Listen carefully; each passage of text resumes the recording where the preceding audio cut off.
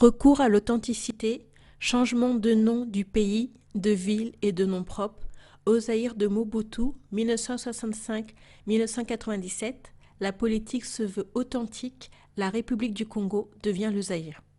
Le mécénat du président, devenu Mobutu Sese Seko, voit naître deux textes fondamentaux.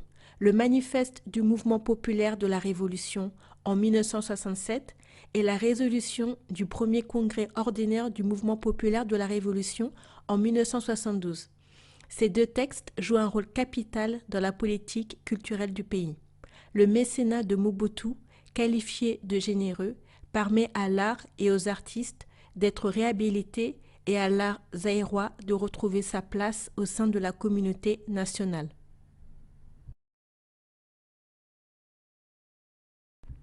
Ainsi, pour la première fois, les artistes Manteto Baku, Loufoua, Damvou sont invités à décorer la présidence de la République du Zaïre. De nombreux peintres, sculpteurs et céramistes sont sollicités à leur tour à collaborer dans des productions remarquables dans divers lieux. Cité de l'OUA, Bureau des Affaires étrangères Gombe, Théâtre de verdure et Parc présidentiel au Mont-Galliema, Aéroport d'Ndjili, Cité de Kinkole, Hôtel Sekele et la ville natale du président. Présidence de la République du Zaïre et famille présidentielle sont les pôles principaux d'achat des œuvres d'art zaïrois. Le désir d'intégrer l'art dans son propre environnement influence de plus en plus la communauté nationale. Décoration des bureaux, des cours, des édifices, ouverture de salles, de galeries, organisation d'expositions, installation de comptoirs, de vente, zaïrois, hommes d'affaires, politiciens, religieux, hôtels, galeries, banque du Zaïre, Société Tapa Zaïre, Société Générale d'Alimentation, s'approprient les œuvres d'art et contribuent au développement artistique et culturel du Zaïre. Sensibilisée par le mécénat de Mobutu, la Banque du Peuple, à Kinshasa, ira jusqu'à mettre une salle à la disposition du département de la culture et des arts en 1973 qui organisera des expositions mensuelles. L'exemple de la Banque du Peuple sera suivi plus tard par l'agence Zaïre Presse en 1975. Ballet national, théâtre national et prix de littérature sont créés par le chef de l'État. La ville de Kinshasa regorge d'artistes au point que le rond-point Victoire, en plein cœur du quartier Matongé, soit rebaptisé la place des artistes. Parallèlement, un mouvement littéraire, la Pléiade du Congo, verra le jour en 1965. L'État zaïrois accorde une grande importance à la tenue des expositions officielles, aussi bien au pays qu'à l'étranger. À l'intérieur du pays se déroule, du 30 juin au 14 juillet 1969, la première foire internationale de Kinshasa, la FIKIN, une importante manifestation internationale à caractère commercial, industriel, agricole et artisanal, créée à l'occasion par le président Mobutu. Il s'agit de la première manifestation artistique à laquelle participe le peintre Moké. Ses tableaux et ceux du peintre Mwenze Kibwanga y sont exposés. Les années paires, s'y tient une rencontre nationale. En 1970 a lieu donc une exposition nationale à la FIKIN où participent de nombreux industriels, hommes d'affaires, artistes et artisans de l'ensemble du pays. Cette exposition donne l'occasion au peintre Émile Mokoko d'exposer ses œuvres. À l'étranger, l'année 1967 inaugure la participation du Zaïre aux expositions officielles internationales.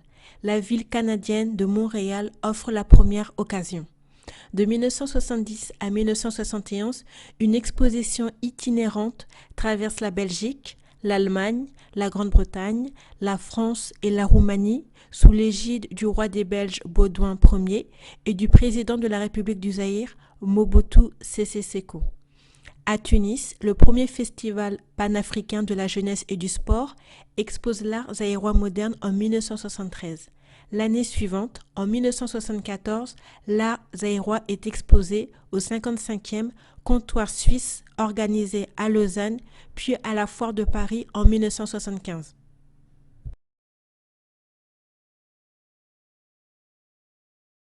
La diffusion de l'art sous forme éducative ne manque pas et occupe une part importante de la grille des programmes radio et télévision zaïroises, Voix du Zaïre et Télé Zaïre. Les rubriques éco-culturelles pour la radio et les rubriques Sur le podium, Le coin des artistes, qui deviendra quelques années plus tard Culture et art pour la télévision, forment les émissions spécialisées en matière d'éducation artistique. En 1970, l'Institut des musées nationaux du Zaïre, créé par le président Mobutu, ouvre ses portes. Des négociations sont menées avec la Belgique pour le rapatriement au Zaïre d'objets artistiques et photographiques. Le président Mobutu n'hésite pas à créer en 1972 le Fonds Mobutu, avec pour objectif de secourir les artistes nécessiteux. Les artistes zaïrois ne redoutent plus l'abandon en cas de maladie et de vieillesse. La protection souhaitée par le président de la République va plus loin et englobe la dimension professionnelle des artistes par leur regroupement en une seule association.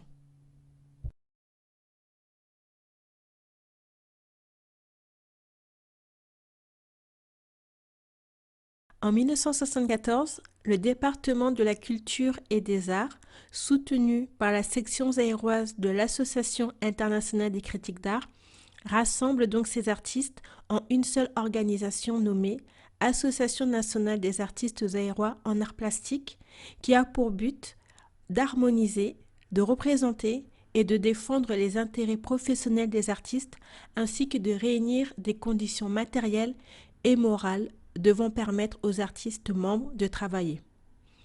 Devenu un instrument efficace de stimulation de la qualité de l'art auprès des artistes, la création de la section zaïroise de l'Association internationale des critiques d'art remonte à la première quinzaine culturelle zaïroise organisée en mars 1972 par le département de la culture et des arts sous l'égide du président de la République. La section zaïroise organise le 3e congrès extraordinaire de l'Association internationale des critiques d'art, tenu à la cité du parti à Tsélé, du 10 au 23 septembre 1973, sur le thème « L'Association internationale des critiques d'art à la rencontre de l'Afrique ». Le 3e congrès extraordinaire de l'Association internationale des critiques d'art pose un véritable temps d'arrêt à l'histoire de l'art moderne congolais. Les artistes zaïrois prennent conscience de la place qu'occupe leur création dans l'univers artistique contemporain. Le congrès connaît un fort succès, si bien qu'il marque la première rencontre de l'Afrique avec des critiques internationaux réunis au sommet. Depuis ce congrès, le dynamisme de cette association ne cessera de se manifester par des activités nombreuses et diversifiées, telles que des conférences, des émissions à la télévision et à la radio, des articles de presse, des publications de réflexion sur les problèmes généraux et spécifiques de l'art plastique moderne au Zaïre. La section zaïroise de l'Association internationale des critiques d'art parvient en 1974 à rallier quelques artistes à son projet, celui de créer un groupe de recherche artistique. Va naître un groupe de 10 artistes qui se proclament avant-gardistes zaïrois. Il s'agit d'artistes les plus affirmés de l'école de Kinshasa, les sculpteurs Tamba et Liolo, les peintres Damvu, Mavinga, Zoa, Mayemba, Kemba, Lema, Induku, les céramistes Bamba et Mokengo. Séances de réflexion artistique, rencontres, échanges, expositions de grande envergure comme celle de Paris en 1975 animent les activités culturelles et variées de ce groupe. Les artistes Liolo, Lema Koussa, Mwenze Kibwenga participeront à l'exposition des avant-gardistes de Paris en 1975.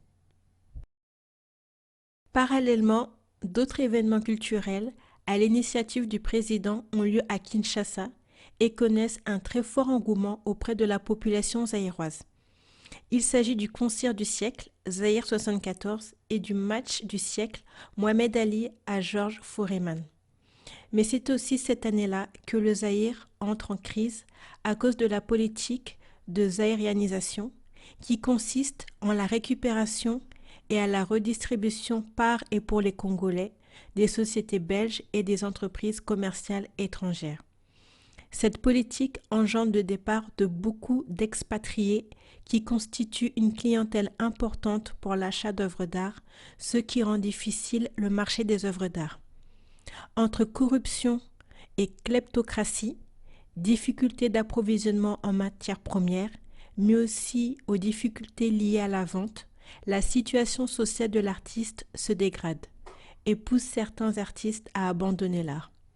De nouveaux thèmes apparaissent. Sur la toile rudimentaire, les tableaux populaires abordent des sujets sociaux, politiques et moraux. Les artistes représentent avec ironie la vie sous la dictature. Le contact avec l'Occident a joué un rôle important dans le développement de l'art congolais. Techniques occidentales, moyens de diffusion et de promotion artistique, méthodes d'initiation au métier d'artiste, la tradition artistique se voit bouleversée. Sous la colonisation belge, l'objet congolais, extirpé de son contexte, change de statut.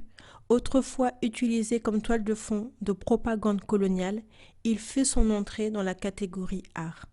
Le mécénat généreux du président Mobutu jouera un rôle important dans la politique culturelle du pays. Le mécène des arts contribuera au rayonnement de l'art zaïrois tant au niveau national qu'international.